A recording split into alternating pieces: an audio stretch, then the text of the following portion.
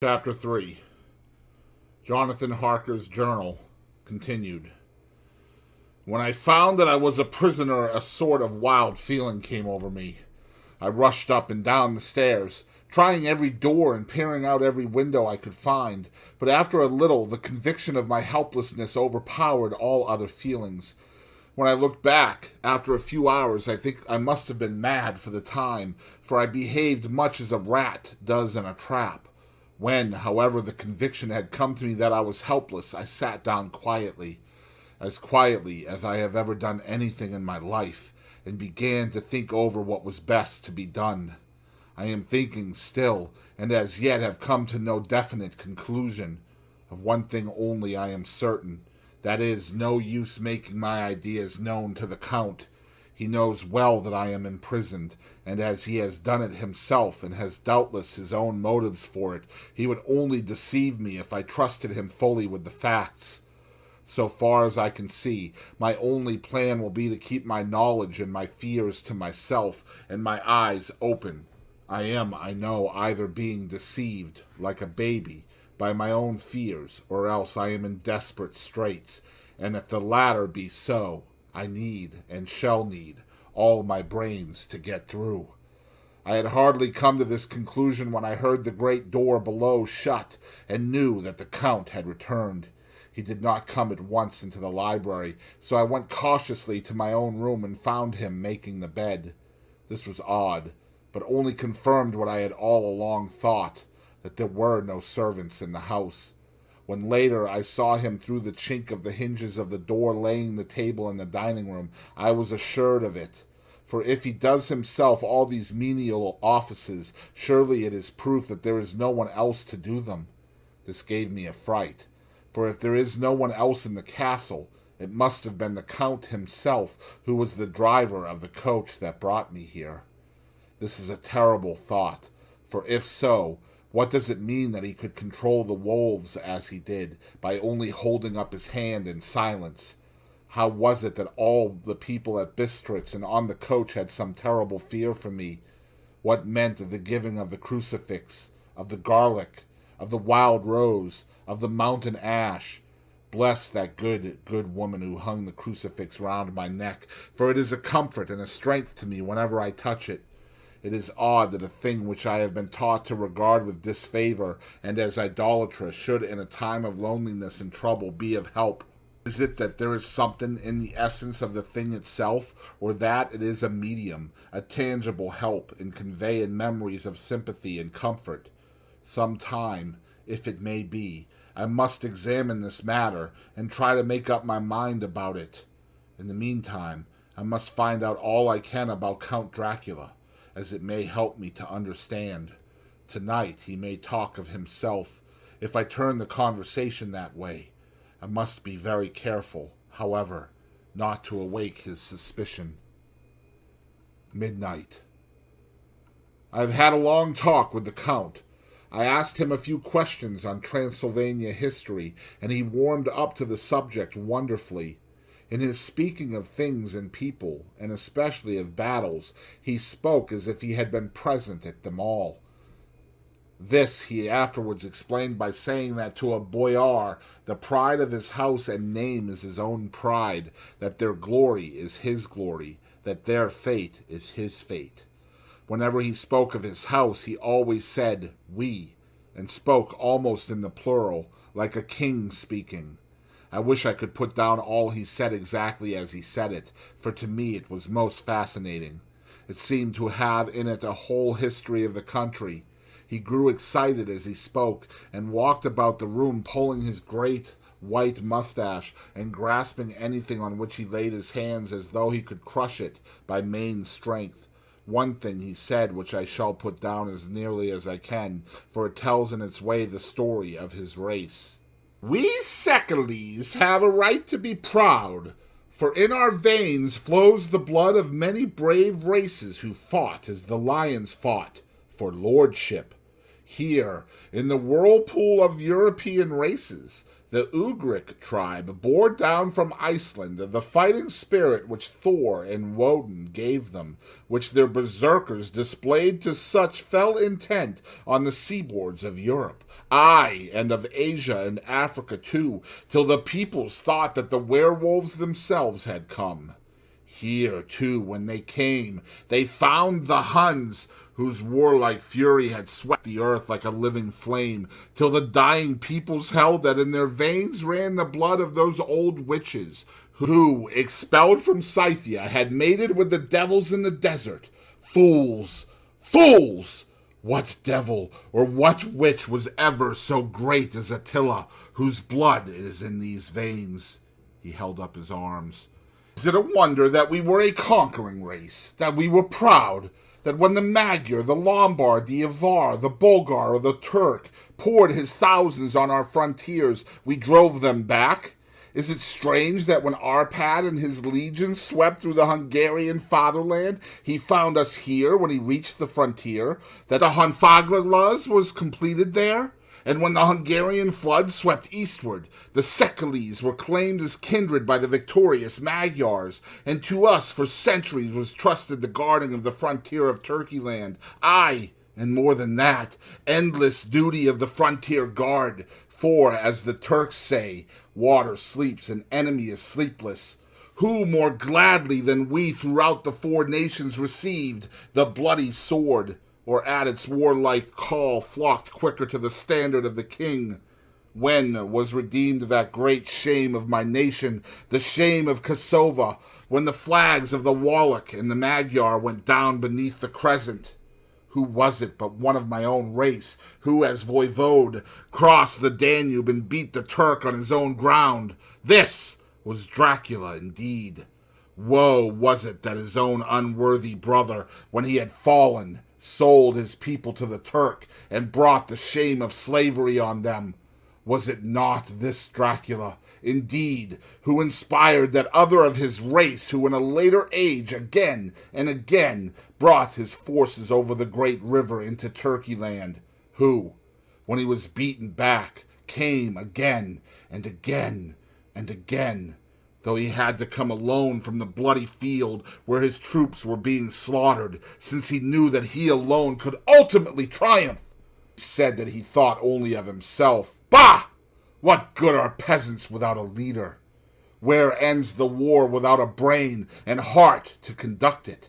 Again, when after the Battle of Mohawks we threw off the Hungarian yoke, we of the Dracula blood were amongst their leaders, for our spirit would not brook that we were not free.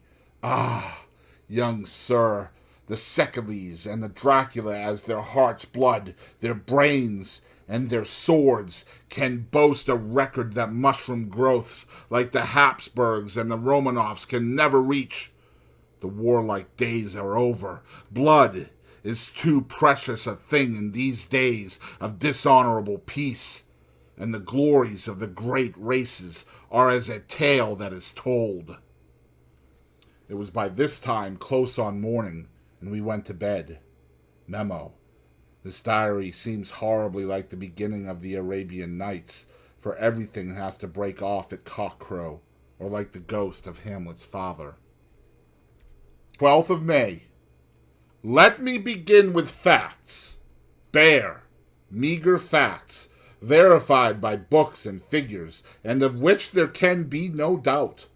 I must not confuse them with experiences which will have to rest on my own observation or my memory of them. Last evening, when the Count came from his room, he began by asking me questions on legal matters and on the doing of certain kinds of business. I had spent the day warily over books, and simply to keep my mind occupied, went over some of the matters I had been examining at Lincoln's Inn. There was a certain method in the Count's inquiries, so I shall try to put them down in sequence. The knowledge may somehow or sometime be useful to me. First, he asked if a man in England might have 2 solicitors or more.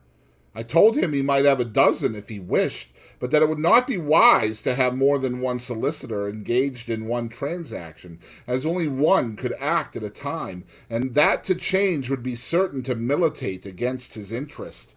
He seemed thoroughly to understand, and went on to ask if there would be any practical difficulty in having one man to attend, say, to banking, and another to look after shipping, in case local help were needed in a place far from the home of the banking solicitor. I asked him to explain more fully, so that I might not by any chance mislead him. So he said, "I shall illustrate. Your friend and mine, Mr. Peter Hawkins, from under the shadow of your beautiful cathedral at Exeter, which is far from London, buys for me through your good self my place at London.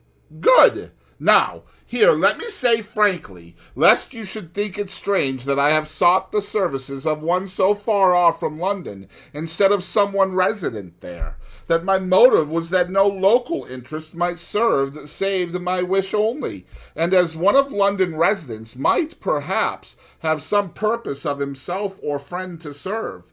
I went thus afield to seek my agent, whose labor should only to my interest. Now, suppose I, who have much of affairs, wish to ship goods, say to Newcastle, or Durham, or Harwich, or Dover, might it not be that it could with more ease be done by consigning to one in these ports? I answered that certainly it would be most easy, but that we solicitors had a system of agency one for the other, so that local work could be done locally on instruction from any solicitor, so that the client, simply placing himself in the hands of one man, could have his wishes carried out by him without further trouble. But, said he, I could be at liberty to direct myself. Is it not so? Of course, I replied, and such is often done by men of business, who do not like the whole of their affairs to be known by any one person.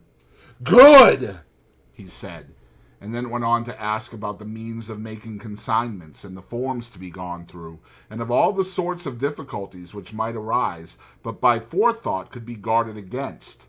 I explained all these things to him to the best of my ability, and he certainly left me under the impression that he would have made a wonderful solicitor, for there was nothing that he did not think of or foresee. For a man who was never in the country, and who did not evidently do much in the way of business, his knowledge and acumen were wonderful. When he had satisfied himself on these points of which he had spoken, and I had verified all as well as I could by the books available, he suddenly stood up and said, "Have you written since your first letter to our friend, Mr. Peter Hawkins, or to any other?" It was with some bitterness in my heart that I answered that I had not, that as yet I had not seen any opportunity of sending letters to anybody. "Then write now, my young friend," he said, laying a heavy hand on my shoulder. "Write to our friend, and to any other, and say, if it will please you, that you shall stay with me until a month from now." "Do you wish me to stay so long?" I asked, for my heart grew cold at the thought. "I desire it much. Nay, I will take no refusal when your master, employer, what you will, engage that someone should come on his behalf. It was understood that my needs only were to be consulted. I have not stinted. Is it not so?" What could I do but bow acceptance? It was Mr. Hawkins' interest, not mine, and I had to think of him, not myself. And besides, while Count Dracula was speaking, there was that in his eyes and in his bearing which made me remember that I was a prisoner, and that if I wished it I could have no choice. The Count saw his victory in my bow, and his mastery in the trouble of my face, for he began at once to use them, but in his own smooth, resistless way. "I pray you, my good young friend, that you will not discourse of things other than business in your letters. It will doubtless please your friends to know that you are well, and that you look forward to getting home to them. Is it not so?" As he spoke, he handed me 3 sheets of notepaper and 3 envelopes.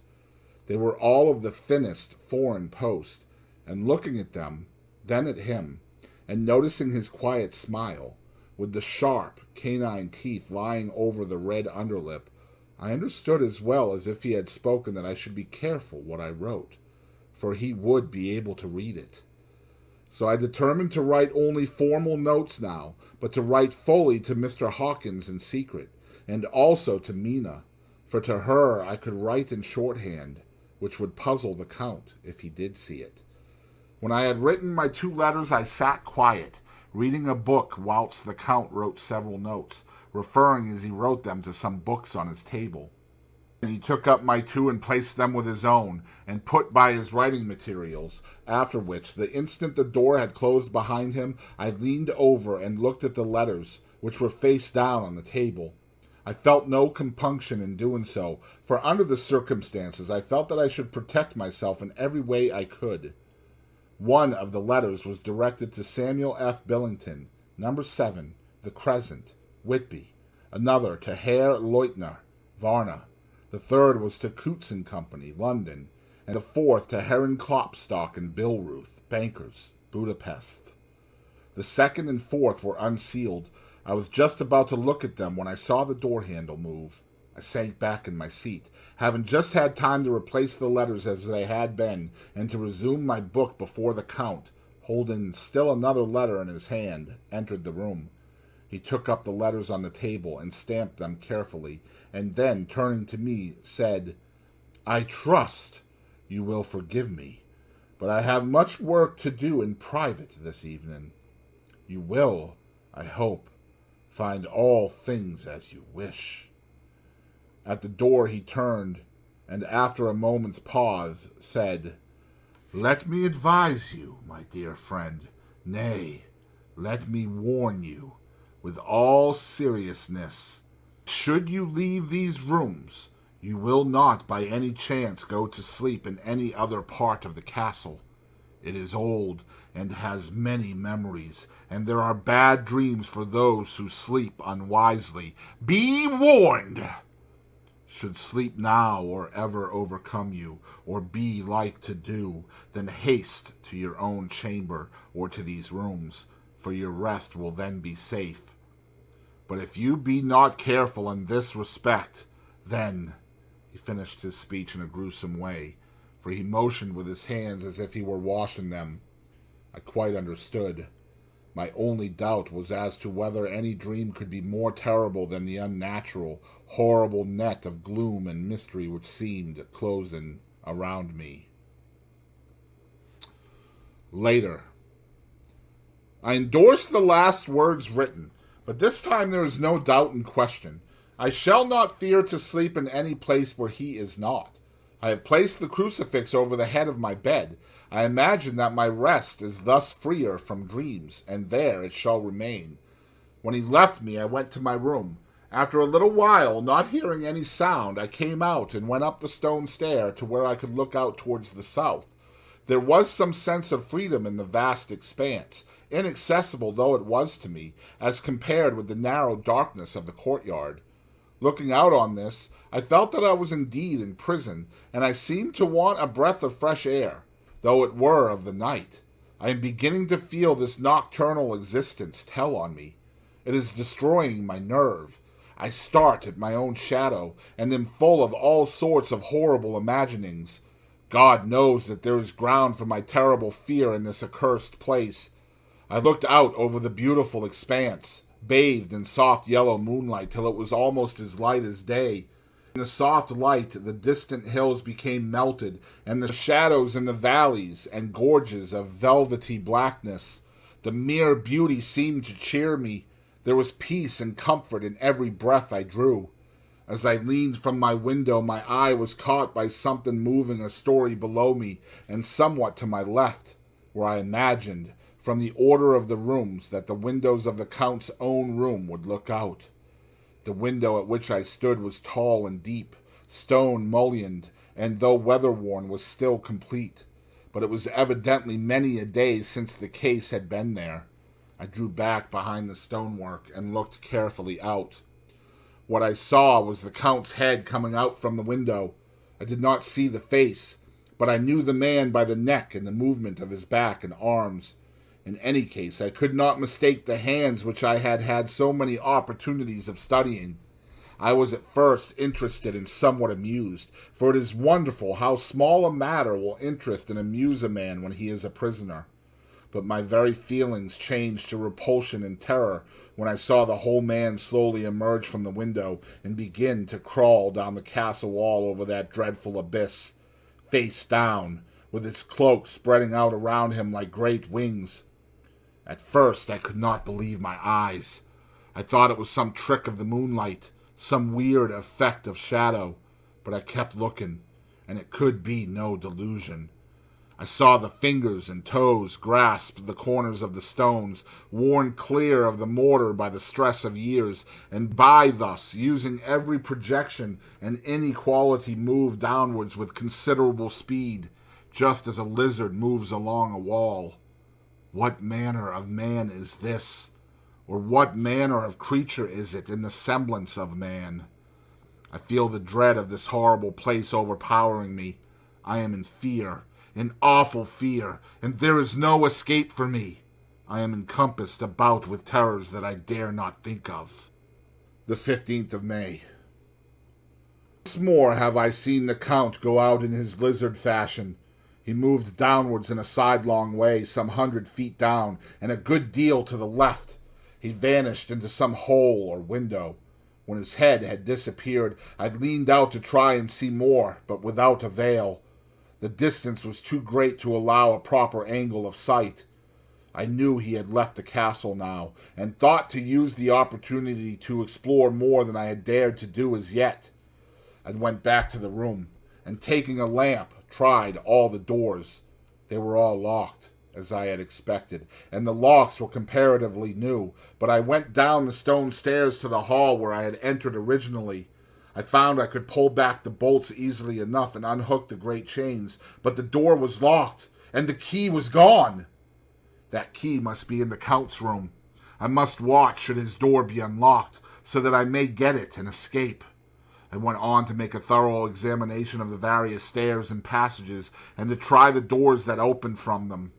1 or 2 small rooms near the hall were open, but there was nothing to see in them except old furniture, dusty with age and moth-eaten. At last, however, I found one door at the top of the stairway, which, though it seemed to be locked, gave a little under pressure. I tried it harder, and found that it was not really locked, but that the resistance came from the fact that the hinges had fallen somewhat, and the heavy door rested on the floor. Here was an opportunity which I might not have again, so I exerted myself, and with many efforts forced it back so that I could enter. I was now in a wing of the castle further to the right than the rooms I knew, and a story lower down. From the windows I could see that the suite of rooms lay along to the south of the castle, the windows of the end room looking out both west and south. On the latter side, as well as to the former, there was a great precipice. The castle was built on the corner of a great rock, so that on 3 sides it was quite impregnable, and great windows were placed here where sling or bow or culverin could not reach, and consequently light and comfort, impossible to a position which had to be guarded, were secured.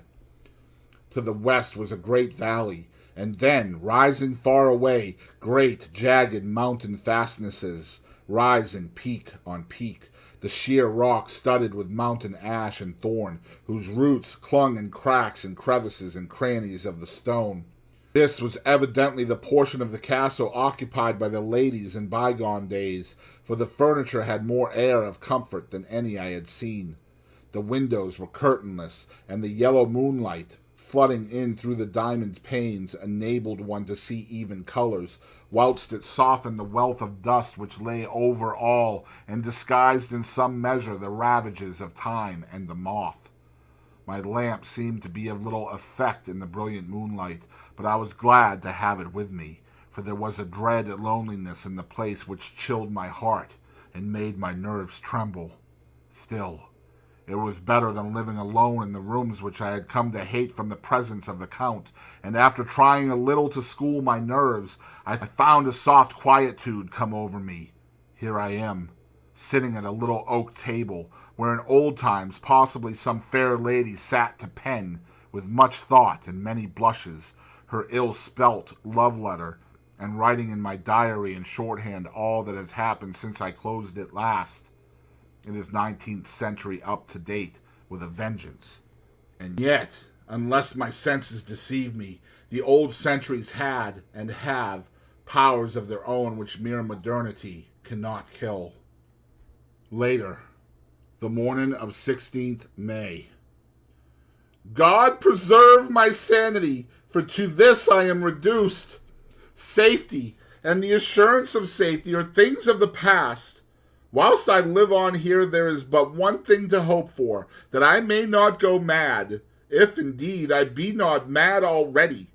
If I be sane, then surely it is maddening to think that of all the foul things that lurk in this hateful place, the Count is the least dreadful to me, that to him alone I can look for safety, even though this be only whilst I can serve his purpose. Great God! Merciful God! Let me be calm, for out of that way lies madness indeed. I begin to get new lights on certain things which have puzzled me. Up to now, I never quite knew what Shakespeare meant when he made Hamlet say, "My tablets! Quick, my tablets! 'Tis meet that I put it down," etc. For now, feeling as though my own brain were unhinged, or as if the shock had come which must end in its undoing, I turned to my diary for repose. The habit of entering accurately must help to soothe me. The Count's mysterious warning frightened me at the time. It frightens me more now when I think of it, for in future he has a fearful hold upon me. I shall fear to doubt what he must say. I had written in my diary and had fortunately replaced the book and pen in my pocket. I felt sleepy. The Count's warning came into my mind, but I took a pleasure in disobeying it. The sense of sleep was upon me, and with it the obstinacy which sleep brings as outrider. The soft moonlight soothed, and the wide expanse without gave a sense of freedom which refreshed me. I determined not to return tonight to the gloom-haunted rooms, but to sleep here, where of old ladies had sat and sung and lived sweet lives, whilst their gentle breasts were sad for their menfolk away in the midst of remorseless wars. I drew a great couch out of its place near the corner, so that as I lay, I could look at the lovely view to east and south, and unthinking of and uncaring for the dust, composed myself for sleep. I suppose I must have fallen asleep. I hope so, but I fear, for all that followed was startlingly real, so real that now sitting here in the broad, full sunlight of the morning, I cannot in the least believe that it was all sleep. I was not alone. The room was the same, unchanged in any way since I came into it. I could see along the floor, in the brilliant moonlight, my own footsteps marked where I had disturbed the long accumulation of dust. In the moonlight opposite me were 3 young women, ladies by their dress and manner. I thought at the time that I must be dreaming when I saw them, for, though the moonlight was behind them, they threw no shadow on the floor. They came close to me, and looked at me for some time, and then whispered together. 2 were dark, and had high aquiline noses like the Count, and great dark piercing eyes that seemed to me almost red when contrasted with the pale yellow moon. The other was fair as can be, with great wavy masses of golden hair and eyes like pale sapphires. I seemed somehow to know her face, and to know it in connection with some dreamy fear, but I could not recollect at the moment how or where. All 3 had brilliant white teeth that shone like pearls against the ruby of their voluptuous lips. There was something about them that made me uneasy, some longing, and at the same time some deadly fear. I felt in my heart a wicked, burning desire that they would kiss me with those red lips. It is not good to note this down, lest someday it should meet Mina's eyes and cause her pain, but it is the truth. They whispered together, and then they all 3 laughed. Such a silvery, musical laugh, but as hard as though the sound never could have come through the softness of human lips. It was like the intolerable tingling sweetness of water glasses when played on by a cunning hand. The fair girl shook her head coquettishly, and the other 2 urged her on. One said, "Go on. You are first. We shall follow. Yours is the right to begin." The other added, "He is young and strong. There are kisses for us all." I lay quiet, looking out under my eyelashes in an agony of delightful anticipation. The fair girl advanced and bent over me till I could feel the movement of her breath upon me. Sweet it was in one sense, honey-sweet, and sent the same tingling through the nerves as her voice, but with a bitter underlying the sweet, a bitter offensiveness, as one smells in blood. I was afraid to raise my eyelids, but looked out and saw perfectly under the lashes. The girl went on her knees and bent over me, simply gloating. There was a deliberate voluptuousness which was both thrilling and repulsive, and as she arched her back, she actually licked her lips like an animal, till I could see in the moonlight the moisture shining on the scarlet lips and on the red tongue as it lapped the white, sharp teeth. Lower and lower went her head as the lips went below the range of my mouth and chin, and seemed about to fasten on my throat. Then she paused, and I could hear the churning sound of her tongue as it licked her teeth and lips, and could feel the hot breath on my neck. Then the skin of my throat began to tingle, as one's flesh does when the hand that is to tickle it approaches nearer. Nearer. I could feel the soft, shivering touch of the lips on the super-sensitive skin of my throat, and the hard dents of two sharp teeth, just touching and pausing there. I closed my eyes in a languorous ecstasy and waited with beating heart. But at that instant, another sensation swept through me as quick as lightning. I was conscious of the presence of the Count, and of his being as if lapped in a storm of fury.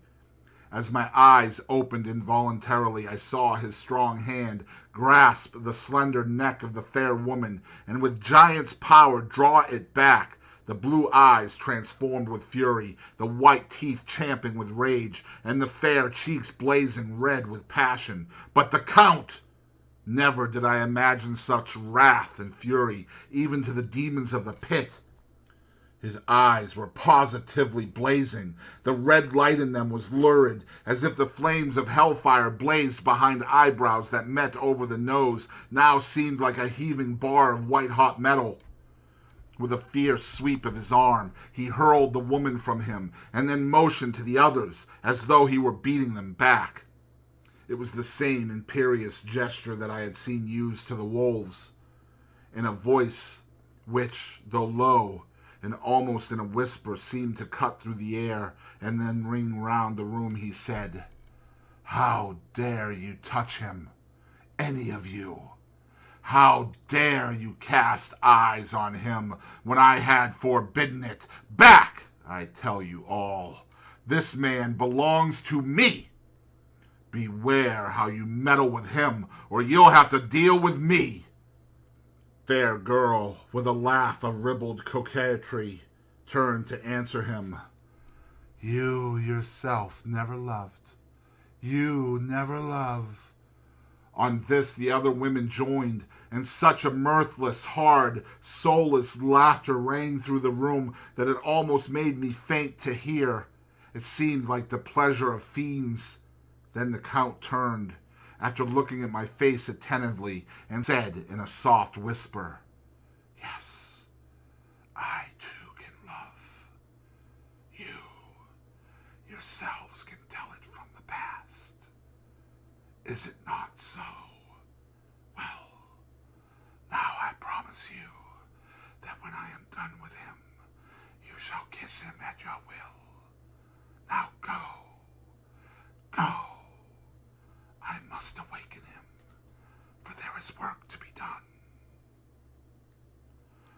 "Are we to have nothing tonight?" said one of them, with a low laugh, as she pointed to the bag which she had thrown upon the floor, and which moved as though there were some living thing within it. For answer he nodded his head. One of the women jumped forward and opened it. If my ears did not deceive me, there was a gasp and a low wail, as of a half-smothered child. The women closed round, whilst I was aghast with horror. But as I looked, they disappeared, and with them, the dreadful bag. There was no door near them, and they could not have passed me without my noticing. They simply seemed to fade into the rays of the moonlight and pass out through the window, for I could see outside the dim, shadowy forms for a moment before they entirely faded away. Then the horror overcame me, and I sank down, unconscious.